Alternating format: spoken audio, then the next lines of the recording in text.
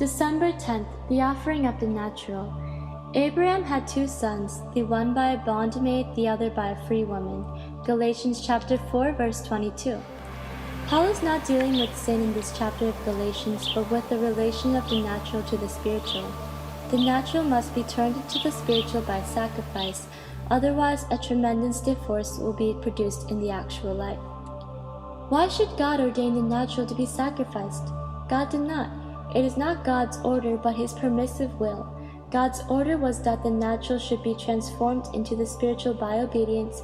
It is sin that made it necessary for the natural to be sacrificed. Abraham had to offer up Ishmael before he offered up Isaac. Some of us are trying to offer up spiritual sacrifices to God before we have sacrificed the natural. The only way in which we can offer a spiritual sacrifice to God is by presenting our bodies a living sacrifice. Sanctification means more than deliverance from sin. It means the deliberate commitment of myself, whom God has saved, to God, and I do not care what it costs. If we do not sacrifice the natural to the spiritual, the natural life will mock at the life of the Son of God in us and produce a continual wither.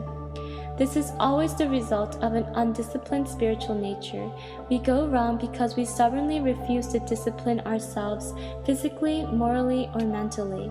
I wasn't disciplined when I was a child. You must discipline yourself now. If you do not, you'll ruin the whole of your personal life for God.